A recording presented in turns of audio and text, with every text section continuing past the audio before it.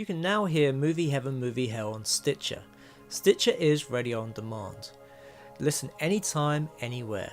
Stitcher is an award-winning free app that lets you listen to all your favourite shows, plus discover from 20,000 news, entertainment and sports shows. You can also create your own custom playlists. Stitcher is available on iOS, Android, Nook, iPad and in over 4 million car dashboards. It's on demand and it's on the go. No downloading, no syncing, no wasted memory. You can stream your favourite podcasts from Stitcher. Don't have Stitcher? Download it free today at Stitcher.com or in the App Store. And please leave us a review and rating on Stitcher. Thank you.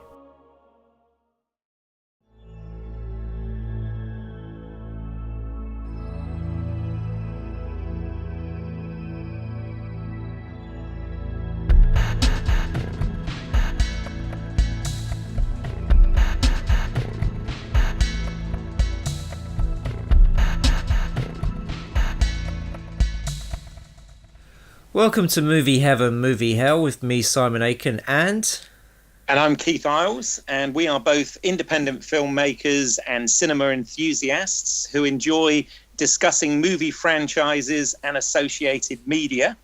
And for this special episode, we're really pleased to have a guest with us. We are joined by friend and actor BEN SHOCKLEY. So welcome to the podcast, Ben.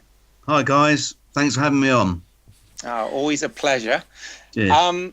Before we actually dig into this particular episode, Ben, for the benefit of our listeners, could you maybe tell us a little bit about yourself and your work, please? Okay. Well, my name's BEN SHOCKLEY. I'd call myself an independent film actor. I've been in the business for over about 20 years.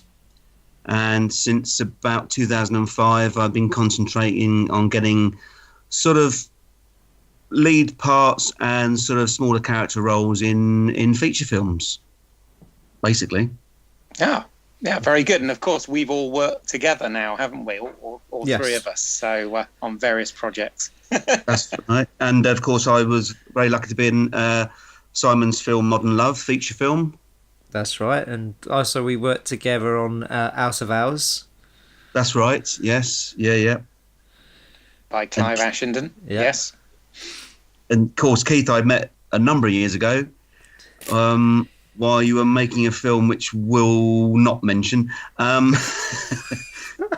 in Kent, wasn't it? Oh, that's right. Yes, that's how we all met. And there you go. And we bonded because obviously Our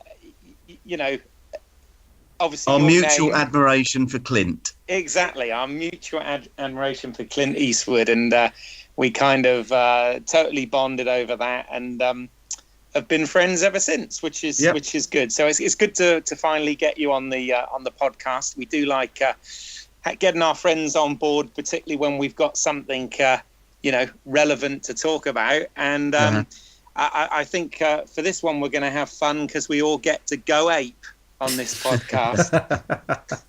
I think I've already gone ape. I think it's quite interesting. I mean, myself and Simon, as we often say on these podcasts, we're kind of into loads of different movies and franchises and, all of that sort of stuff, TV shows, etc. But you're one of those people, Ben, that I would say is fanatical on specific things. Would you say that's a fair assessment? I'd have to agree 100%. So obviously, as an actor, you're a Clint Eastwood fan through and through, and I must admit, I'm a massive fan of him as an actor and as a filmmaker, producer as well. Yeah. But and then on the music side, I know you're a big Elvis fan. But in the terms of sort of sci-fi, fantasy and whatever, you really are a Planet of the Apes aficionado, aren't you? Oh, yeah, I guess so, yes. Well, yeah, I'm totally obsessed with them, if you want to put it that way. Okay, well, that's good. I mean, tell us from your side of things, where did it all start for you? I mean, how did you find out about Planet of the Apes and sort of get into it in the first place?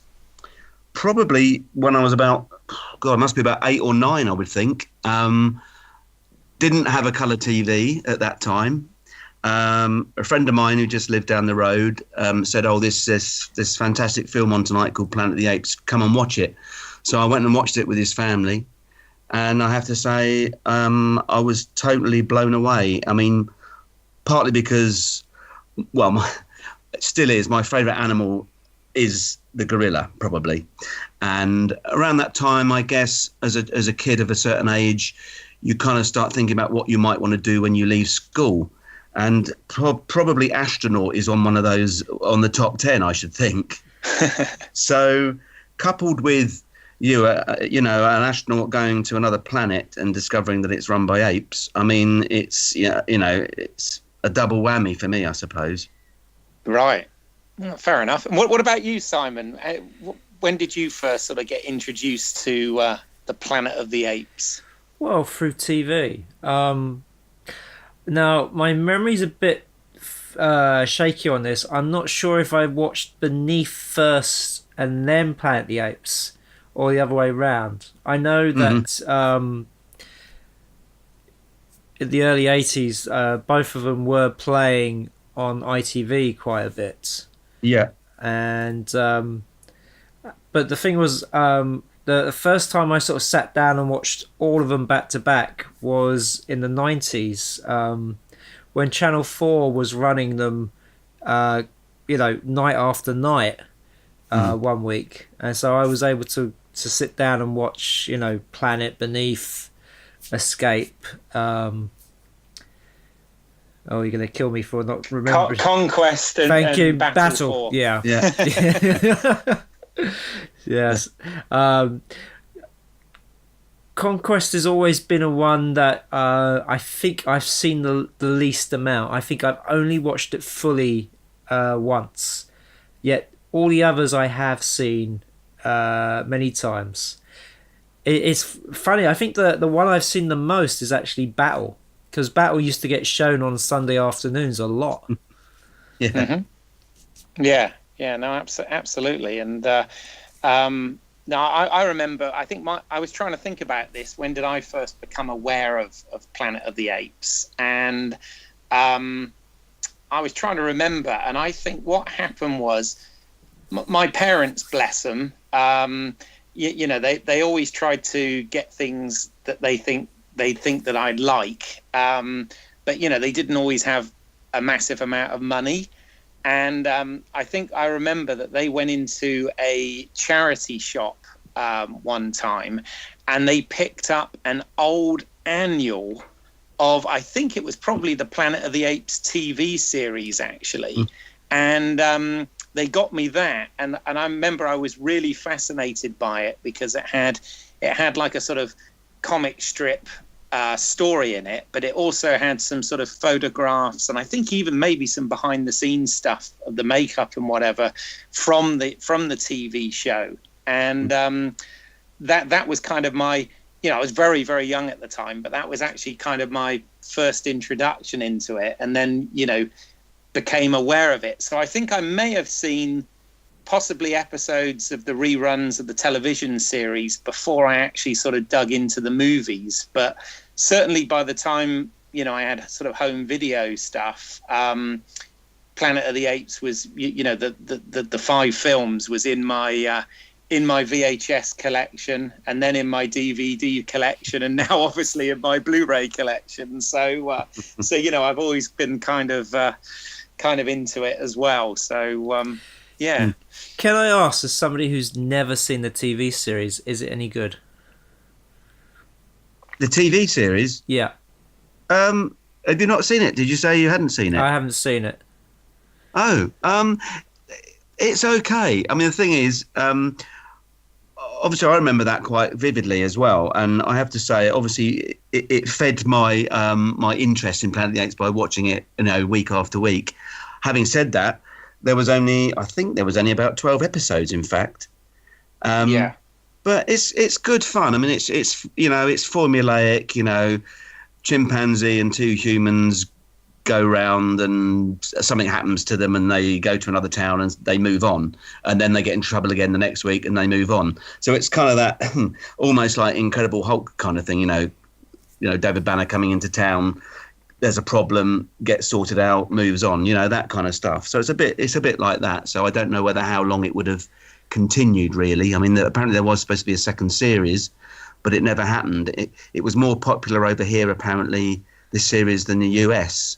Oh, I don't know if I've read is that right, well. Keith? Yeah, no, I've read that. I mean, I think there were in the end produced 14 episodes before it got 14, cancelled. that's right. Yeah. And you're right. They definitely use the sort of fugitive model in terms of the storytelling. And you know, it's quite interesting because it was slightly different than the movies in so much as apparently even though the spacecraft that the astronauts left in, they sort of left in 1980, which of course was then the future. They actually arrive about 1,000 years before George Taylor arrived. So therefore the humans at this point aren't so devolved that they can't talk or and you know have limited sort of mental capacity. They're sort of more just sort of victims of the Holocaust, and you know, and obviously the apes have the power. So it is quite interesting where it fits in. And I mean, I think they were all right. I think you're absolutely right. They were low budget. You know, they were clearly filmed on the sort of studio backlot, and they suffered from the fact that you know, as in the early 70s, much of the storytelling was very episodic in its nature, so it became quite repetitive. But I haven't watched them for a few years, but they were quite fun. In fact, you might know about this, Ben, because I've never seen this. But when we talked about Battlestar Galactica, we mentioned that there was a sort of trend in the 80s about releasing telemovie versions. And my understanding is they took like 10 of the episodes and turned them into sort of 5 TV movie of the week type things. But is it right that Roddy McDowall came back to film some stuff as an older version of Galen talking about the adventure as an intro or something? Is that right? That's right. Yeah, I have seen them. Not recently, but a few years ago, I saw some extra bits, and I think they were on YouTube, but I can't find them at the moment. But yeah, they did. They brought him back, and he put the makeup back on again and did his thing. Fabulous. Okay, so. But you were saying about budgets. I mean, you're probably going to get into this, but the problem I think the Planet of the Apes series of movies suffered from, which is unlike these days, is that unfortunately, every time a sequel happened, the budget got smaller.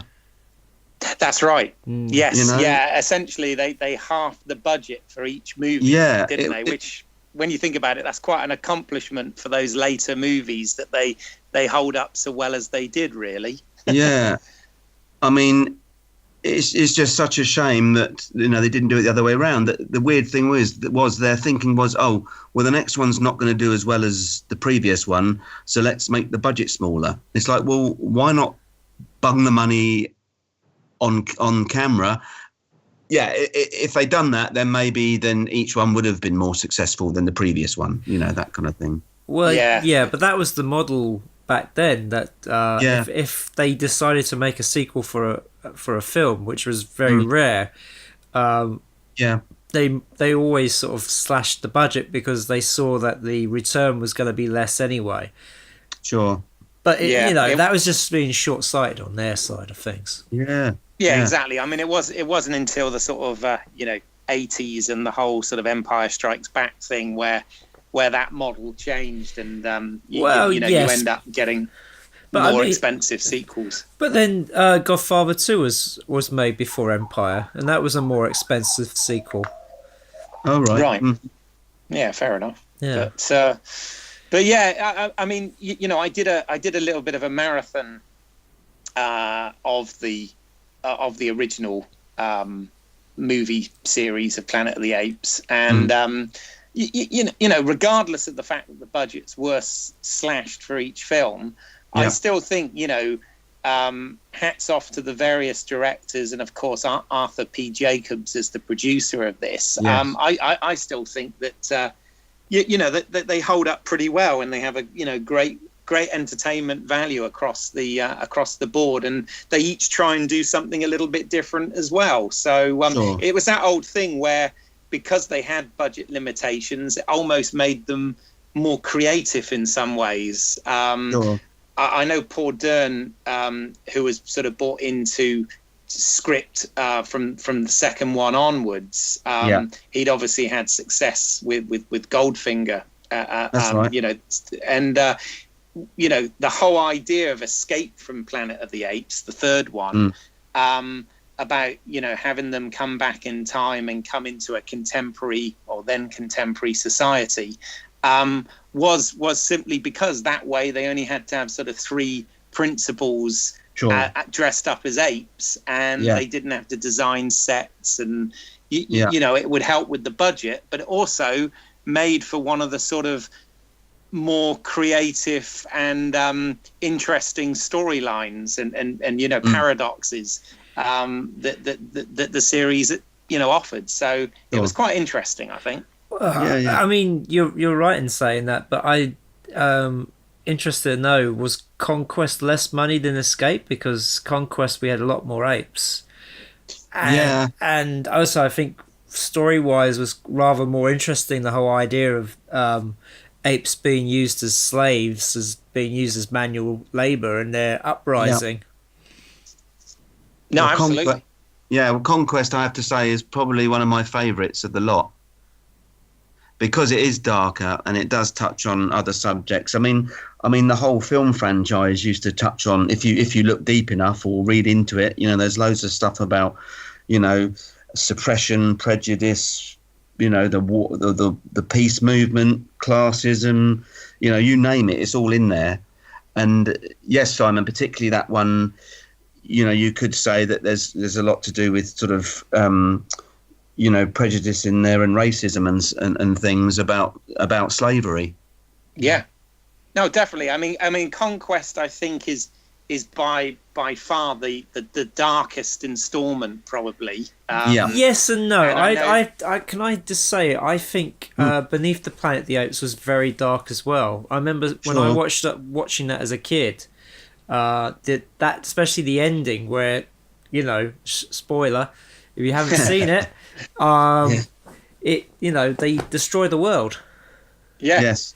You can't get more dark than that, can you? Well, and the mutants themselves, you know, again, spoiler alert, when they reveal themselves and take the faces off, and you see all the veins and all that sort of stuff underneath.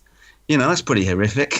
Yeah, exactly. Apparently, that was an idea of Ted Post as well. That was, you know, his idea to have them sort of appear. With the dermal layer of their skin missing and all this sort of thing was something that you know, he contributed in his design of it. So you know, hats off to him for that. But yeah, I mean, you're right. It does deal. You know, the series definitely has its moments of humour throughout, but it does also deal with some very dark things, and indeed, you know, some real sort of social issues from the different times. So yes, there is quite an interesting commentary that sort of runs throughout them. But by the same merit, they are, you know, damn fun, entertaining romps as well. So you know, it is a very, very you know, clever and creative series of films, and you know, I think they, for the most part, they pretty much hold up today. I don't know whether that's just nostalgia on my part that doesn't see through it, but well, I don't know whether a millennial would think the same, but you know. I mean, like you, Keith, I've seen some of them quite recently, and it's a lot to do with the actors' performances, I have to say, and how well some of them do kind of better than others sometimes. I mean, I remember reading or hearing about Roddy McDowall saying that you really had to exaggerate your facial expressions underneath the mask. Not the mask, sorry, the appliances. Oh, dirty word, masks. Because you had to do that to show, the expression to the audience, to the other actors or whatever. And I think some actors could achieve it more than others, Yes. Yeah. Well, I mean, obviously Roddy was the the real king of this series. Yeah. It was literally only Beneath that he didn't appear in, wasn't it? Because, that's right. Because of a scheduling conflict. And, as with all film franchises, there always seems to be an actor continuity issue somewhere amongst them. Yeah. But I guess when it's under all that appliance, as you correctly said there, it's not quite as noticeable. But no. But interesting for him. And I know I've seen interviews that he did, before he sadly passed, and this was one of his favourite achievements of his incredibly long acting career, because obviously he started as a child actor, didn't he? So yes, sure. I know he always had a lot of affection for that, and also getting to play not only Cornelius, but also play his own son as Caesar. Yeah. A rare opportunity for any actor. Sure. I think one of the only other actors in the franchise who was in 4 out of 5 was the actress Natalie Trundy. Did That's you know right. this? She played. Yeah, is that right? She played different characters in them. Yes. Yeah. And she was she not? Was she the wife of one of the producers or something? Is that correct? Yeah, Arthur P. Jacobs, I believe. Ah, okay. How did she get that job? Yeah, I wonder. And Linda Harrison was apparently going out with the head of Fox at the time. That's right. It was Richard Zanuck. Is that right? Yeah, Dick Zanuck. Yeah, no, absolutely. And of course, she, to her credit as well, before playing Nova, she actually did play Zira in the test film that they did for the studio, didn't she? With Edward G. Robinson and James Brolin, right? Yeah, I believe. Has Simon seen that? Simon? No, I've not seen the test footage. No. It's really interesting, I have to say. I mean, it's got Edward G. Robinson in it as well, playing Zeus. Right. And the other actor, Keith, there's James Brolin is playing That's right, Cornelius, and then Linda Harrison was playing Zira, and of course Charlton Heston was already attached to the project at this point. I mean, thanks to Charlton Heston, is part of the reason this got made in the first place. Yeah. And but Richard Zanuck, was very much behind it, but he just wanted convincing that the audience wouldn't just think it was ridiculous and laugh at the ape makeup, because prior to that it had always been kind of a comedy kind of thing in a lot of movies leading up to it. So they did the John Chambers makeup test with his wonderful work there, and it's what basically secured them the finance. So it's well worth watching. Actually, it's a really good scene. It's a scene that still made it. The DNA of the scene still made it sort of into the final film, but sadly, Edward G. Robinson wasn't well at that point. So so that's why he didn't end up playing Zeus for the actual movies themselves. Yeah. Do you know what, Keith?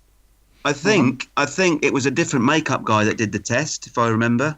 Oh, was it? Okay. Yeah, they got John Chambers in afterwards. Ah, okay. Interesting. Another very famous very good. makeup guy, though, but the name's gone out of my head, unfortunately. Right. Okay, fair enough. Well, Just I mean, to pull you up on that one. No, that's. Hey, Ben, like I said at the beginning, you're the aficionado on this stuff. You know what I mean? I can't remember the other guy's name. But well worth anybody that's interested in seeing that. It's well worth checking out. It's only about an 8-minute scene. I think it's not particularly long, but it is very effective. Is that on the DVD Blu-ray? It is indeed. Ah. Yes. Yes, and I believe it's on YouTube as well. I think if you Google it. But interestingly, guys, as usual, I mean, the original Apes concept was turned down by every major studio in Hollywood. Yes, and it was only, as you said, Keith, it was only getting Charlton Heston on board as the star that made people really from Fox sit up and listen. Really. That's right. Yeah. Well, I mean, apparently, even Pierre Boulle, the author of the novel, even he didn't think it had any cinematic value, which is quite interesting. When this is the guy that thought this up or thought this concept up. Even he initially, didn't think it would make a good movie. And how wrong could he have been? Well, yeah. 9 movies later. Well, yeah. I mean, one of the reasons why the film works so well is the twist at the end. Because, Keith, do you know how the book ends? I do. Yes. Yeah. Yes. Okay. For different to the film. Very different from the film. So, for listeners out there who don't know what the ending of the book is that the book is from sort of like a diary, or it's been told from one point of view, and then you discover at the end that the people who are actually reading this are apes, and they laugh and they throw this away because they go, well, humans certainly couldn't come up with this.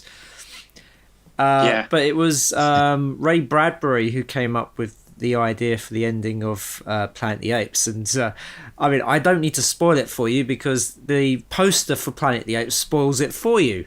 Well, the ones they've used for the DVDs and VHS, of course, that it turns out that Charlton Heston's character has not gone back to it, hasn't landed on a new planet. He's actually gone back to Earth in the future. Yeah. Was it? I thought it was actually Rod Serling that came up with the idea for that ending. Oh, you might be right, actually. Well, he's the guy who wrote the Twilight Zone, wasn't he? And that's right. Yeah, he was involved. Involved. Sorry, yes, you're right. Yes, you're right. Yeah, it's Rod Serling who came up with the ending. But a great ending. What an iconic. Iconic ending to a film. And you're right. Unfortunately, it's not a twist anymore because, like you said, all of the posters and merchandise since about 1985 have had that plastered over it. But I often wish I could go back in time and wipe my memory and experience that as the audience would have for the first time. It must have been quite a breathtaking shock, actually. I mean the Tim Burton version kind of did touch on the sort of end of the novel, not the bit that you pointed out when they're apes on holiday, but the bit where they come back and they get greeted. He gets greeted by these police cars that turn up, and they come out, and you can see that they're gorillas and stuff like that. Yeah. And in fact, while we're on that subject, then Ben, let me ask you, because I know you're a massive fan of Planet of the Apes. The original. A massive what? A massive fan of the Planet of the Apes. But what did you? Because me and Simon have already discussed Tim Burton's film on our normal Movie Heaven, Movie Hell. Oh, okay.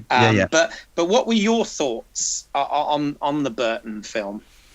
Well, I have to say, when I heard that Tim Burton was directing it, I wasn't very happy as a fan. I liked a couple of his previous films, but I thought, I'm not sure about this. And when they started talking about casting, I was thinking, I don't think that's going to work either. I'd much preferred to have seen someone like Kevin Costner play the astronaut. No argument from me, but yes, that would have aged it up, because I know they were probably going for a younger audience. I love. Oh God, what's his name? Who was in it? Oh, Charlton Heston. No, Mark Wahlberg. Now, I like him now, but I didn't really like him then, and I still don't think he was the right casting. Now, the makeup, pretty advanced. They did it a different way. I guess, did you notice they didn't have such a sort of a protruding bottom bit on the below lip? It was more like the actor's mouth, I think. Correct me if I'm wrong, but I think you're right. Yeah. But again, it's all down to the performance, and not all the actors could work the makeup as well as some. I mean, obviously, Tim Roth in my book stole the whole film. And quite rightly. Yeah. He was absolutely brilliant. Helena Bonham Carter did a pretty good job, I thought, as well. Paul, I can never... Paul Giamatti. Yeah, I thought he was amazing, I have to say. Funny as hell, yeah. Yeah, I mean, they were standout performances, but I don't know. I wasn't a great fan of the whole thing, actually. And then, trying to do a bit of a turnaround on some of the dialogue at the beginning of the film without giving too much away as well, didn't really make me laugh, I have to say. So on the whole, I have to say I was fairly disappointed, and I actually thought it was quite confusing in places too. Oh yeah, big time. I mean, as I said, we've done I actually picked it as my movie hell for Tim Burton, and that's not to say I hated it completely. No. I think it was interesting that they went a different way with it. I like the way he reimagined some of it. I like the fact that they incorporated more sort of ape movement into the performances sometimes. I thought that worked. I agree with what you're saying about some of the performances were good. Definitely Tim Roth's character, is it Thade or whatever, was a really cool character in it. One of my problems with it, with regards to the references to the original films, was the fact that, for my taste, they were way too winky. They were way too, particularly where, cool as it was to get Charlton Heston in it as an ape, that was fine. But when he ended up saying, damn them all to hell, I just wanted to cringe, and also to take your filthy hands off me, you stinking human, and all that. It was all like a bit, whereas obviously the newer franchise, which I'm sure we'll get onto, which is full of references, but they're full of non-distracting references. Sure. So if you're a fan of the franchise, you get it. But if you're not, if you're a new viewer to it, it doesn't stand out as being odd either, because they're much more subtle. So that was my problem with the Burton one. Although, hats off to them for reimagining the whole thing and not just trying to do a carbon copy, as it were. So yes and no. I mean, it's it was too close to the original material.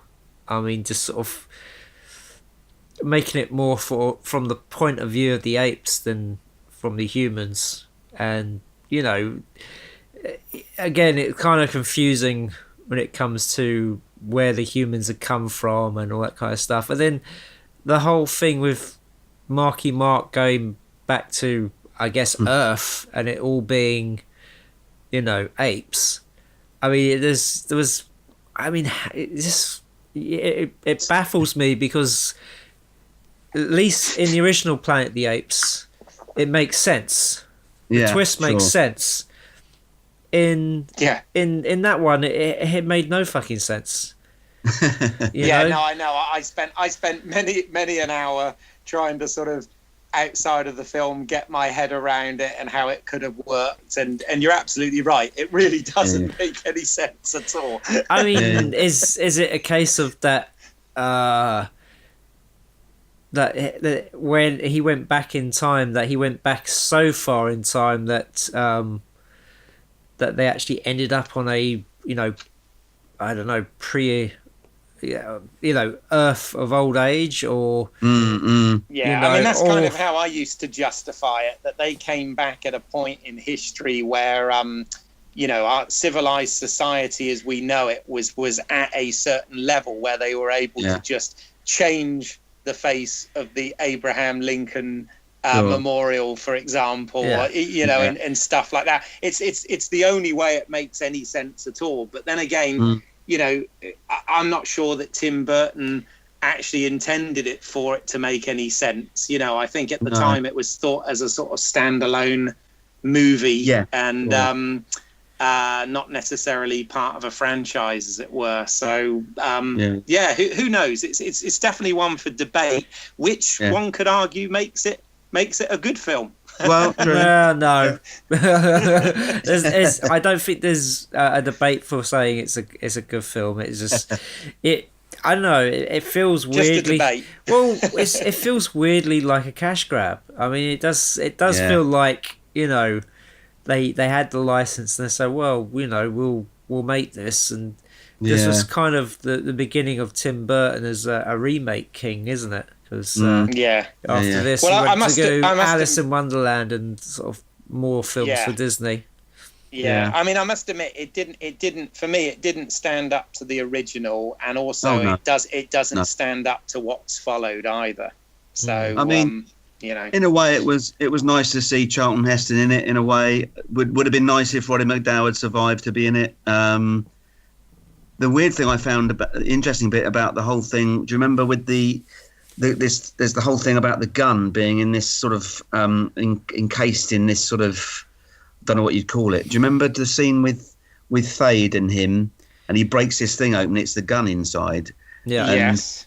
I mean, I'm a big Chuck fan. I've met him. Blah de blah. He's in, you know, his whole thing about with the, you know, being in the National Rifle Association, and then it happened to be a gun in this thing, which was the thing about man that was bad. It was kind of interesting. You're right. That is interesting. Or maybe that was me. Maybe I read that into it. Ben, can I ask you a question? I mean, have you seen Bowling for Columbine?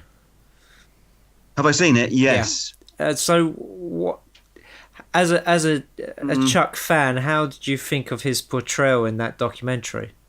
Well, I like Michael Moore as a filmmaker, but I have to say it was very uncomfortable to watch, considering Charlton Heston was suffering from some kind of, you know, dementia at the time, and I thought that was a bit of a cheap sort of move on Michael Moore's part, I have to say.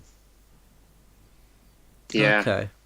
I must admit, I try and separate the, you know, the movie star from the from the person. Yeah, sure. You know, it's kind of it's a tricky one. That is a tricky debate, and you know, I don't agree with Charlton Heston's point of views on a lot of things, I have to say, but at the end of the day, I was a big fan of his work, and my God, if there ever was a movie star, it's him. I agree. Yeah. You know, in stature and everything. Do you know what I mean? Yeah. Yeah. You know. Yeah. No, it's you know, his body of work, you know, was very impressive, and you know, but political views and whatever, don't always necessarily share them with some of my you know, hero with actors. I know where you're going. Yeah, let's not go there. Let's move along. It's movie heaven, movie hell, not politics heaven, politics hell. Or there's only one, isn't there? Oh God. Yeah. Yeah. So okay. So back in was it 2000? Was it 2009, 2010 when the first of these new prequels came out? It was actually 2011. 2011. Oh, okay. Yeah. Oh, okay. Yeah. So 2011. I remember going into a cinema foyer and seeing this poster for it. I'm like, oh, what's this? Mm-hmm. And I was really surprised there wasn't much fanfare for this film. You know, the Tim Burton film, there was a lot of hype coming up before it was released. And you kind of knew it was being made, but... Yeah. What's that? Sorry, it's something from outside. But oh, okay. Don't worry. Okay. Just ignore it. It's a bit hard not to. So suddenly this fully formed film was here called Rise of the Planet of the Apes. So I remember thinking, oh, okay, another prequel. I don't know. I maybe catch it. I don't know. But I remember I didn't feel any enthusiasm for it. How did you guys first hear about it, and what did you guys think before seeing the film? You go first, Ben. Well, I mean, I did see a bit of stuff online about it, I think, and I think I was flagged up by the IMDb that it was going to be happening. Obviously, Keith knows me quite well. I was slightly worried about the whole, well, what I thought was CGI, but it obviously is motion capture. I must admit, I was quite worried about the whole thing and how it was going to gel and whether I would like it and whether it would work. So that was my initial thoughts. I mean, Andy Serkis, I've met him and worked with him, and he's a great actor, but I didn't know how it was going to turn out. That was before I saw it, obviously. Oh, what did you work with Andy Serkis on? Well, I did a play actually with him in the West End in 1997 called Hurly Burly, and I understudied him. Oh, wow. I understudied another actor as well called Mark Benton. I ended up going on as his part in the end, which was a fantastic experience, I have to say. But yeah, I spent like 3 months with Andy Serkis and David Tennant and people like that, and it was amazing. Sorry for the name dropping. No. No, do it. Absolutely. It's rare when we talk about a subject that we are talking to somebody who's actually met, somebody who's part of the films we're talking about. Uh-huh. No, so I was really pissed off that it was him and not me playing Caesar. Of course. No, absolutely. I mean, Rise for the Planet of the Apes, which interestingly was Paul Den's original title for Battle for the Planet of the Apes. To start with, I thought it was going to, when I sort of read, and I tried to avoid too much, but when I read the basic synopsis, I actually thought, oh, this is a remake of Conquest of the Planet of the Apes then. When I read about, it was going to be Caesar and, and I was like, oh, okay. But when I first saw it, and I this is one of those rare films that I went back to the cinema, I think maybe 3 or 4 times afterwards to watch it because I loved it so much.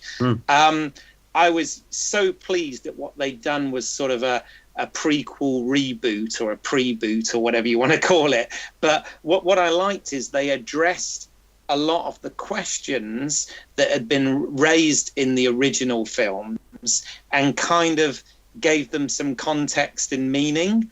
Like, for example, I was delighted that it started by them trying to develop a cure for Alzheimer's. I've got one of my best friends sadly lost his father, who I'd known all my life through Alzheimer's around the time that this film came out. And I remember I did a charity run for it at the time. And I thought that, John Lithgow's performance in it and the fact that they made it about something real, this sci-fi element with motion capture and, all of these ideas, but around a central theme like that, really impressed me. And then, of course, again, spoilers, folks, but the end of the film with the, the pandemic spreading, which is the thing that wipes out the human race as a result of it all, explained a lot. So we found out, why the apes had their intelligence and evolved, and we found out why, mankind was wiped out, and we find out what the whole reasoning behind it was. So I thought this was absolutely perfect as a prequel and a new way of telling this story. And of course, I thought it looked amazing as well, which I'm sure we'll get into. But yeah, it was one of my favourite films of that particular time, 2011. I don't know what else was out that year, but this was definitely high on my list of favourite films that year for sure. What about you, Simon? What did you think when you actually saw it? Oh, I enjoyed it. I mean, it was a really nice surprise. I think 2011 was a bad year for summer blockbusters, if I recall rightly. I can't remember what else was being shown that year, but I don't remember them being that very good. Yeah, I really enjoyed Rise. I think, didn't I go to cinemas to see it with you? You may well have done. I did, like I said, this is one of the, we talk about the amount of content there is to try and get through these days, and I unlike when I was a kid and used to multiple view everything. Nowadays, unless it's something special, I tend to not go back and see it on the big screen again. But yeah, certainly with Rise, Dawn, and War. War I've already seen twice. Oh, wow! It came out a week ago or whatever. So I'm a big fan of this, and I think for me, it's a really good prequel, stroke reboot or whatever you want to call it to the original films. But at the same time, I find that it doesn't trample on the original films. One could argue that those original films take place after this, and they definitely set it up to, whether or not they're going to reimagine it with the fourth movie, we don't know yet. But even if they don't, you can almost, you have to suspend your disbelief a little bit, but you could almost, finish War and then watch 1968's Planet of the Apes and think to yourself, this could follow anywhere between 15 years to 5,000 years afterwards, and it sort of holds up and makes sense on the most part. So I'm really pleased. They've almost done like JJ did with Star Trek, and they've sort of been able to reboot it without sort of taking a big dump on what the original material was. The only thing I will say though is it's easy to connect this new series to the original Planet of the Apes, but to connect it to the original series of films of Planet of the Apes, it doesn't quite work because of the whole time loop that the original series brings up, which in the prequels there isn't that. There's no apes that come back from the future to, 1973 or whatever. No, I mean, it's that old thing about that sort of paradoxical thing about time loops and timelines, and obviously it was a great idea when they came to escape the fact that they'd blown up the world in Beneath, so they're like, well, how on earth do we do that? Oh, well, they could have taken the spacecraft and left and gone back in time just before it exploded, and all that sort of thing. So yeah, you're absolutely right. It's not perfect, but at the same time, I think that they've done it in a way which has been quite clever and quite subtle, and doesn't take a sort of massive dump over everything. Yeah, I mean, I totally agree with you. I mean, it's just as you say, it's where do they go from here? Because now that they've done these 3 prequels, and as you say, they could lead straight into Planet of the Apes. Do they carry on following Caesar's story, or do they just now, jump that sort of, 100 years, 500 years to see ape society around the time that Charlton Heston's character turns up? Yeah. I mean, I don't think it's unreasonable, for example, that the offspring of Maurice, could end up becoming the lawgiver, in the ape society. Because obviously, by the time of Planet of the Apes, Caesar was legend, and obviously the lawgiver had set out those things which they have in the second film about ape must not kill ape, and apes together strong, and knowledge is power. Those 3 key mantras, and that's the thing. You can tell the guys that made this reboot series were fans of the original films, because you know, it is absolutely littered with subtle reference and you know, respect for those films. And I think that's the key word, is respect. They've respected the original without taking, like some franchises have, a massive great dump on the source material. You know, I have to say, you know, I do love the new movies, I have to say. As I said, I was initially worried about the CGI or the motion capture, but they work absolutely brilliantly. And I have to say again that it's not very often these days that I look forward to a film coming out. And with the new Planet of the Apes films, I got that back, if you know what I mean. Yeah. And, well, it was think, like... Sorry. I'm just going to say, you know, any film, you know, they often say about films is, if you can remember a few fantastic moments from a film, then it's done its job. And I have to say, the one moment I can remember from Rise that gave me that feeling, you know, of, oh my God, hair on the back of the head. I haven't got any hair on my head, but on the back I have. When the horse is coming across the Golden Gate Bridge. Oh yes. Without a rider, you think, and all of a sudden Caesar appears on top of it. And for me, that was absolutely brilliant. Yeah. Oh, it's a great bit of iconography. Absolutely. Absolutely. And you know, there are lots of moments like that in all three of these films. You know, I think that's the strength. You know, going with the Caesar storyline. You know, definitely total kudos to Andy Serkis. You know, having him through you know, have his sort of life through the three movies.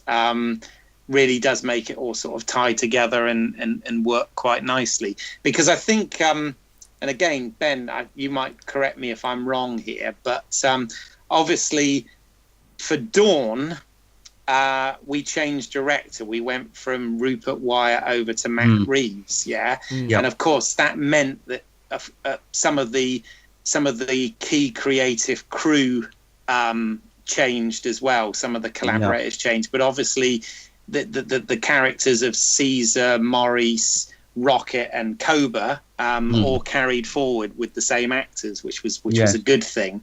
But is that because I don't know too much about why Rupert Wyatt departed and Matt Reeves took over? But was it because they were looking to take it down a different path? Do you know anything about that? I think so. I think the phrase is creative differences, isn't it?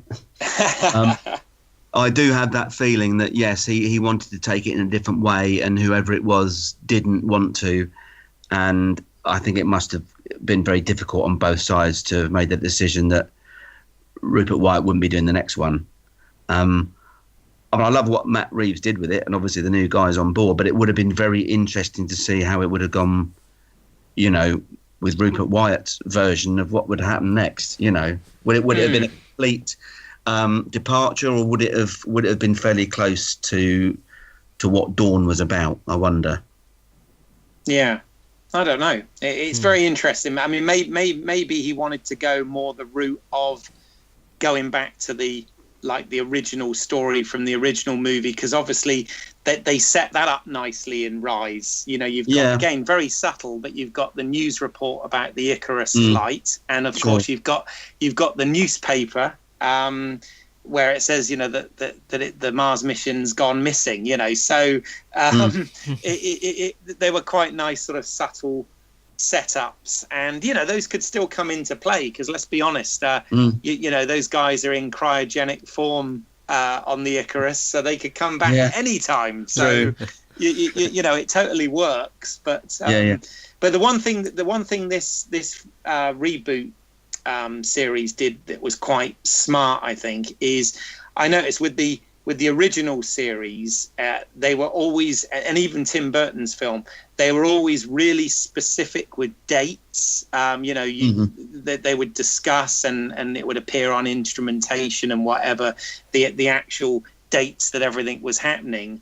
Whereas with Rise, you know, it was kind of, it was contemporary, because obviously the surroundings and the vehicles and the technology and all that sort of stuff was very contemporary, but it was kind of it could have been that sort of near future. We weren't exactly sure when. And this is really geeky of me, but I actually, this is really sad. On the Blu-ray, I did actually freeze frame the newspaper to see if really? they'd put a date on it.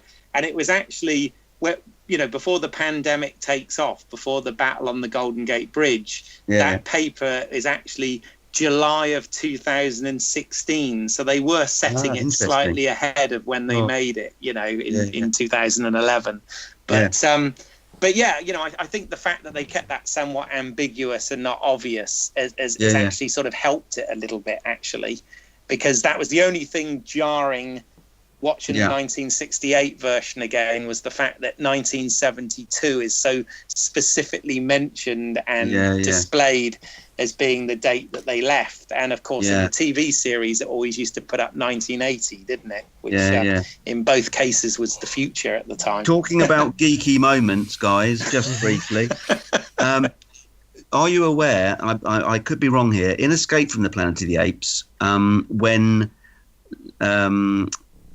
Zira is under some sort of medication, and she's being interviewed by Dr. Hasline, I think it is, and she talks about ape history, and she says that there was an ape called Aldo who's finally said no. Okay. Now, she didn't. I don't think she specified that it was a gorilla, but she may have done. But in Conquest, there's a character called Aldo in Conquest who gets beaten up on the steps, which makes Caesar shout out, "You lousy human bastards."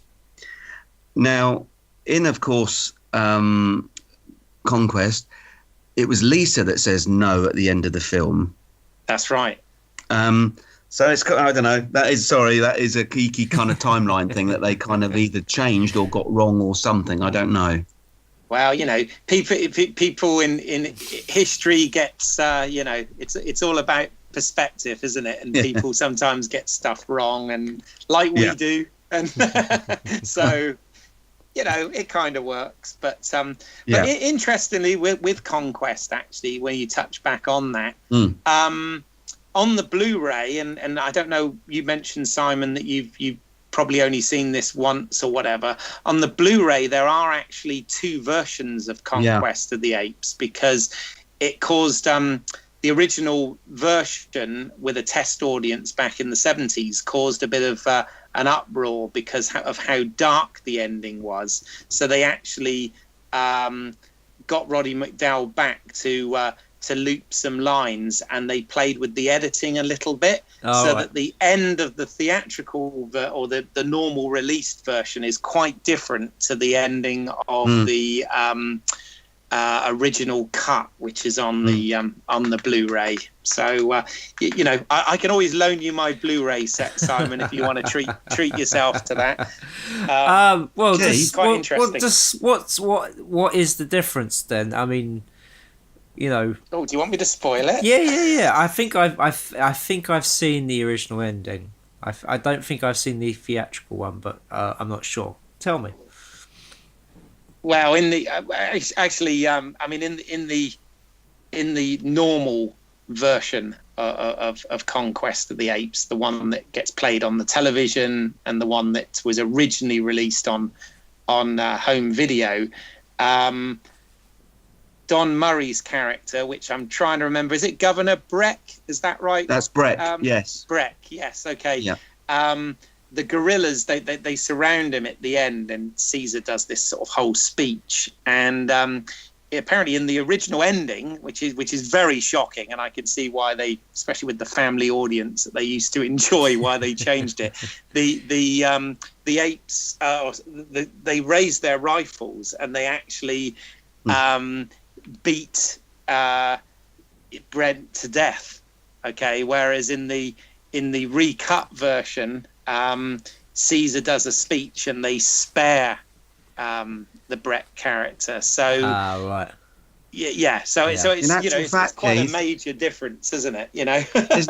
Isn't it right, Keith, that they actually cranked the film backwards? So instead of the rifles going down to hit him, you see the rifles going backwards instead. That's correct. Yeah, what they did is they got Roddy McDowall into loop, and they used shots where it's more about his eyes than his mouth, so that the fact he was saying different stuff kind of works. And then you're absolutely right, in editing, bearing in mind we were talking old film editing back in those days, they did indeed jog the film backwards so that the rifles are being raised rather than slammed down. And it works, it looks fine, you know, it doesn't look hokey at all, unless somebody pointed it out. You'd never know, so I've spoiled that for everyone. Sorry about that. but you know, it's interesting that they went that dark, and that was I think it was J. Lee Thompson was the guy who'd done the Guns of Navarone and whatever, was the director of that one. And of course, you think about it, that film looks epic in its proportion, yet this was done with, like, by that point, a third of the budget of the original film. So you know, kudos to this guy for pulling it off, really. But I think something we need to touch on, because you have mentioned it briefly, is we've talked about mocap technology in the new films as opposed to applianced makeup in the originals. And it's quite funny, because it seems like I've been watching some sort of interviews, some vintage ones with Roddy McDowall, but also some more recent ones with Andy Serkis. And it's quite interesting, because Roddy McDowall really talks about how, as you rightly said, Ben, they used to have to over-gestate with their facial expressions for the outward performance of the, in inverted commas, ape to come across and work. And listening to Andy Serkis with the mocap, it's completely the opposite. It's all about the inward performance and the internal performance being captured, so that it could then be put through that process of by Weta of you know, creating the ape. And but you know, I think they both work, and they both have their own charm, if that makes sense. But what do you guys think about that? You want to go first, Ben? Yeah, I know. I agree, Keith. Yes, I mean, I haven't looked into how mocapture works, really. I mean, I've seen, obviously, the apes, the actors doing it. How they lay stuff over the top of that is kind of a mystery to me, I have to say. And in a way, I'd like it to stay one. But no, you're right. I mean, hats off to both styles. As you say, it's in the new ones, it's all about the subtlety of performance, isn't it? More than having to exaggerate. But then, as you said, just because the actors had to exaggerate their faces in the early movies, it didn't show that through the makeup. It showed that they were just acting normally. Yeah. But having to, you know, just up it a bit on the on sort of slightly over exaggerating. But no, I mean, I'm really pleased with what they've done with the motion capture, and I just think it's amazing, the guys that do all that stuff, the new films. Yeah, fantastic. Yeah. What about you, Simon?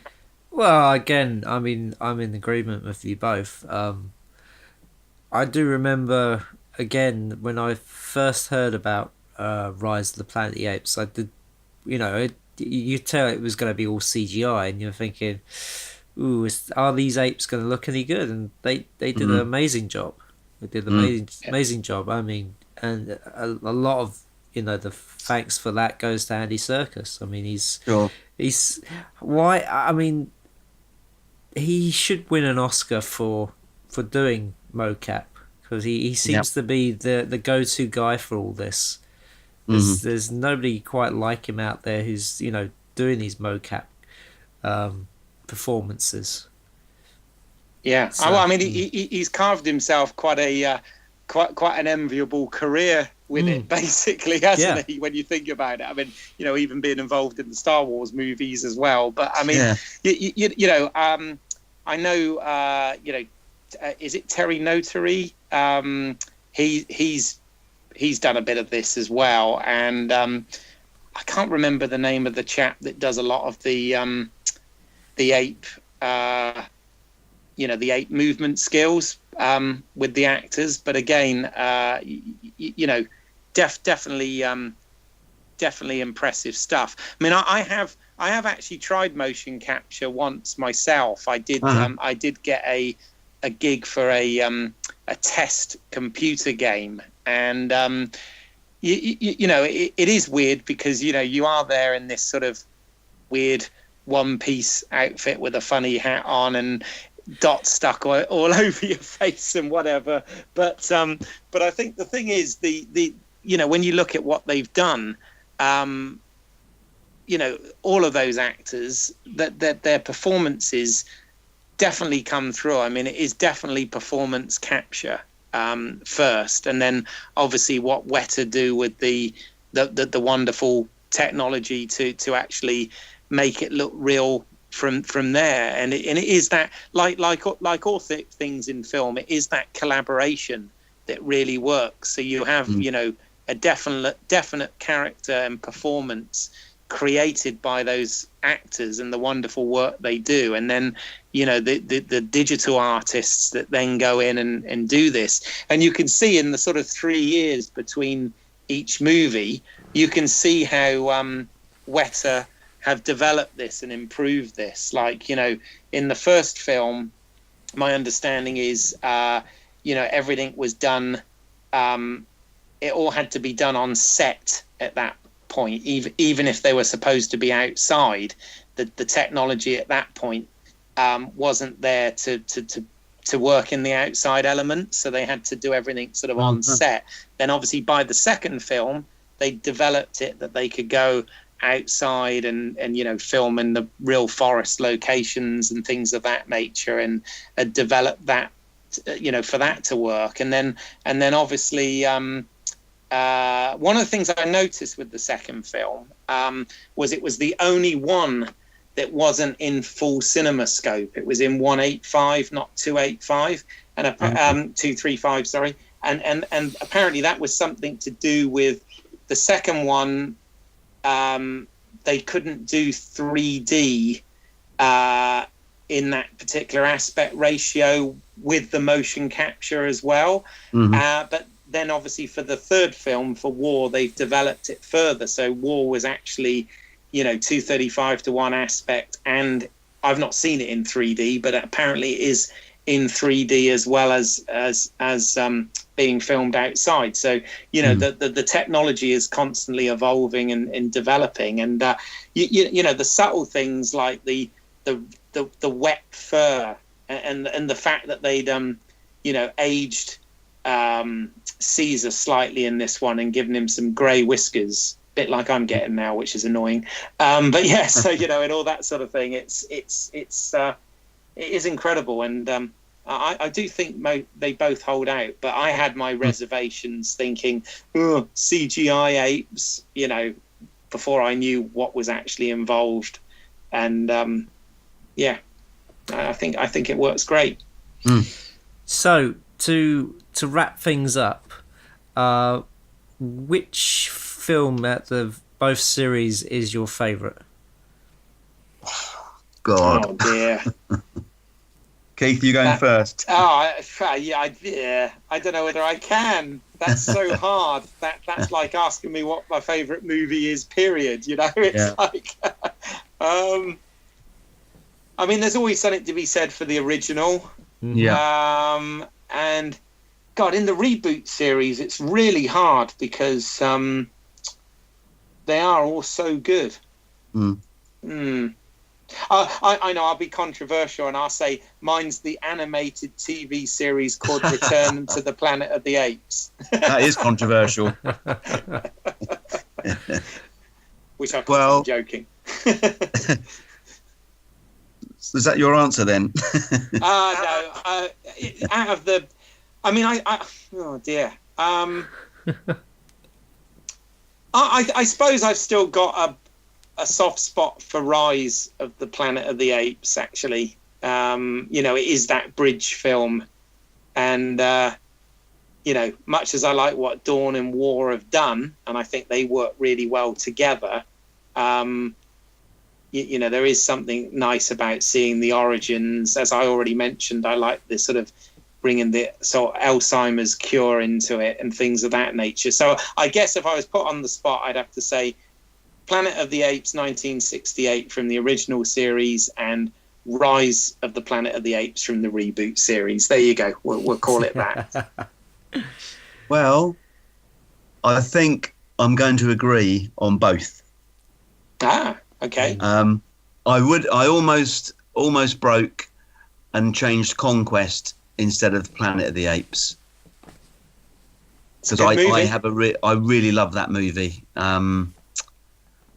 There's no right or wrong answer, Ben. It's whatever you feel. Yeah. No, I think I'm going to have to agree. Yeah, the original 68, Planet of the Apes and Rise, although I do obviously love the others too. Yeah. What about you, Simon? I have to agree as well. There's always something about the original Planet of the Apes that every time I watch it, I sort of enjoy it as a total piece, and seeing it growing up, you sort of get to see different things in there, Before it was like an adventure with apes, and then as you grow older, you see it's more of a political story as well. Especially the whole sort of when he's brought in front of the court, and you get the whole thing about humans don't have no rights, and they can't talk, and they're not, and also with his friend being dissected, well, not dissected, but he's lobotomized. Yeah. I mean, it's pretty serious stuff, with the exception of the one shot where they do the hear no evil, see no evil, speak no evil. But you know what? It's made fine. Me chuckle. It's fine. It works in the context of it. It really does. Yeah. Apparently, it was Heston's idea. Apparently, that was. Okay. It was just supposed to be a joke on set, but it actually made it into the edited movie. So, Well, it works in the confines of that scene. I think if it had been put anywhere else, then it would have been, silly. Yeah. But also, sorry. I was going to say, I mean, Rise, as I say, it was a surprise for all of us how good it was, and it does a great job of setting up that world. Yeah. Because it is different to the original series, so. And it's interesting to see where they're going to go with it now after war. Yes. Yeah. Yeah. I mean, kudos to Matt Reeves. I think he did a great job on Dawn and War, and it doesn't. It's not jarringly obvious that it's a different, creative team. It does feel like it's all part of one cohesive, consistent story, and me being me is obviously very pleased about that. And as I said, my head canon even ties it into the original film series as well, so that's all good. I did mention totally as a joke there, but I think I do want to, just before we finish, stop on it. Have either of you seen, I know you have, Ben, Simon, did you see the animated Return to the Planet of the Apes from the 70s? I think I have. I think I have like a vague memory of it. I think I have kind of wiped it from my brain, but I think I think I have seen something of it. Yeah, the thing I thought was interesting with that, the animation and whatever's a bit naff, etc. Although the original artwork's quite good, but one of the things I thought was quite interesting was, and again, it's kind of going back to Rod Serling's script and obviously the original novel, is the fact that in that one, because it was animation, they could afford to sort of play with the fact that the apes had a slightly sort of more evolved society, and it was kind of almost like a sort of 70s society where they had vehicles, they had aircraft, they had phones and television, and was able to do those sort of things that they couldn't afford to do, or they did for budgetary reasons. They cut from the original film and made it a more primitive society. And I always thought that was kind of interesting. I thought some of their ideas and storylines were quite interesting, even though it was obviously, aimed at kids and and not fantastic animation. But I never got to see those until the DVDs came out, and that was the first time I got to see the animated ones. Can I quickly mention the costumes in the original movies? Yeah, sure. Of course you can. Which I thought were absolutely fantastic and still hold up. And I realise with the new movies, they're kind of trying to slow that evolution down because, how would they be able to make those, the uniforms they wear and stuff like that, without having that understanding of it at this point. Yeah. But I do think the original Apes costumes are so iconic, I agree. And obviously, of course, they recycled those for the TV series as well, and rightly so. They were damn good costumes. But one of the things I did kind of like in War, as a sort of little nod to that, was the fact that Bad Ape had a body warmer. Yes. So they kind of hinted that they were starting to sort of wear clothes and whatever. And I thought that was kind of fun. But it depends. I mean, it depends if they're just going to go a few years, like a decade or 2 decades ahead, or whether they're going to, jump thousands of years ahead, I guess, as to, how evolved both the apes' language and the apes' clothing, etc. goes. But you're right, in the '68 movie, that they work really well, as do the ANSA, not NASA, but the ANSA astronaut costumes. They look pretty good as well, I think. They don't last very long, but they're good. I never got to talk about my history of the apes talking in film or books rather, or the scientific aspects of apes talking, but maybe I'll have to leave that to another program. No, maybe when you've got David Attenborough on or something. Yeah.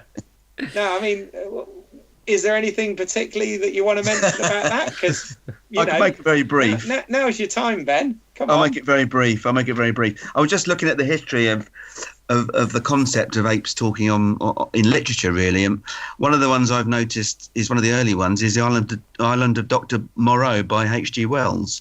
Oh yes, which we've talked about on this podcast. Yes. Oh, okay. And the remake. Yes. Yeah.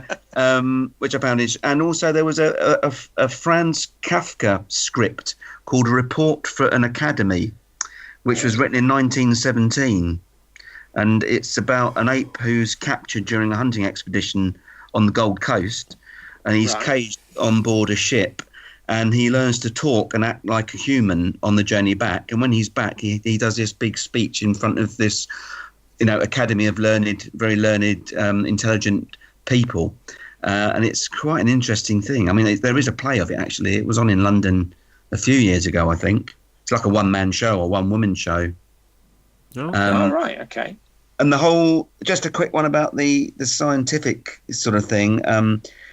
In 1909, apparently some American psychologists had conducted a test in front of a panel of scientists with a vaudeville ape called Peter. And apparently included in this was a demonstration of its ability to say several words, including the word mama. Right. I can see you're interested. Have you both nodded off? No, not at all. In fact, I love the fact that everything is connected and there's always sort of further reading and whatever. And I'm impressed that you're a fan enough to have done that, to be honest. So I know it's sad. That's cool. Put it this way, Ben, it's a normal thing, right? Every time you will feel that after recording this, because we do on every single one, is afterwards you always think, I meant to talk about that, and I didn't mention that, and I should have said that. And I think that's a normal feeling of doing these things. But do go on. Well, one little bit really. I mean, I saw this documentary a while back, which basically said that the one thing really that sets us aside from the great ape is our ability to be able to cook food. which unlocks certain nutrients when we eat it, and this helps stimulate our brains, whereas this doesn't happen in apes because, as a rule, they don't cook food, basically, and prompting the argument that it's not necessarily the vocal cords of an ape that makes it incapable of speech. It's the speech centers in the brain, which are either underdeveloped or unevolved. Having said that, minor birds and parrots can speak. Right. Yeah, but it is interesting how it all, how it opens up this debate. Yeah. And I think this is the thing for anyone listening that hasn't, watched any of these films. I think that is the thing. Whereas a lot of people think of this as just maybe sort of science fiction nonsense. Yeah. Apart from being massively entertaining, there are so many other levels to these films, whether they're social, political, educational, evolutional, scientific. There are so many, strands and aspects to this stuff. So I think, I think as an art form, it holds some merit for that alone. Sure. And may it continue. May the franchise continue. Exactly. Indeed. Well, I think that's a good place to end it. Cool. Indeed. So, Ben, are you on social media? Can people find you on the web? Yes, I'm on Facebook. I'm on Twitter, and I've got my own website, which is www.benshockley.co.uk, and it's just find me on Facebook and Twitter as Ben Shockley. I'll come up, definitely. Bald bloke, basically. That's me. And are you working on anything specific at the moment, Ben, that you want to sort of plug while you're on here? Well, apart from that short film I'm doing with you soon, Keith, if you want to talk about that. No, but have you not got a screening coming up? Or have I misunderstood something? Well, I did I've been doing a feature film over the last couple of years, really, called The Blazing Canons. Is that the one you mean? Yeah, I mean, only if you want to mention it. I just want to give you the opportunity to, if please, it's something you want to share. I've got nothing prepared. Right. But no, cool. Yes, Blazing Canons, comedy cop movie, basically, co-written by myself and co-directed by myself and Mark Noyce, and we co-star in it. And it's basically a bit of a nod to police TV series, really, of the 70s, that kind of stuff, with a bit of a nod to Dirty Harry as well. Of course. Got a screening in November up in Peterborough, just for sort of cast and crew, really. And then we're hoping to do another screening, possibly in Maidstone, and one in London early next year. So that's the big news, really. And you'll post that on your website, will you? I will, yeah. As and when those things happen. Yeah? Sure. Okay, cool. Sure. Cool. So, Keith, how can we find your work? If you go to YouTube and put in British Eyles, Eyles spelled E-Y-L-E-S, as in my last name, there is a selection of short films that I've written, produced and directed there that you can find. For anything else, if you put me into IMDb, you can see sort of past, present and, future work on there. And as always, you can find my work on independentrunnings.com. You can listen to this podcast on iTunes, Stitcher, YouTube, and all good podcast providers. We have a fan page on Facebook. Just search Movie Heaven, Movie Hell, or follow us on Twitter. And you can leave a rating and review on iTunes and Stitcher. It all helps. Indeed. So that leaves us to thank our guest Ben for coming along. Yeah, thanks Ben. I know we only scratched the surface, but you got some of it out, right? I enjoyed it. Yeah, I did. It was fantastic. Thanks, guys. That was excellent. Really enjoyed it. Please join us again for the next episode of Movie Heaven, Movie Hell.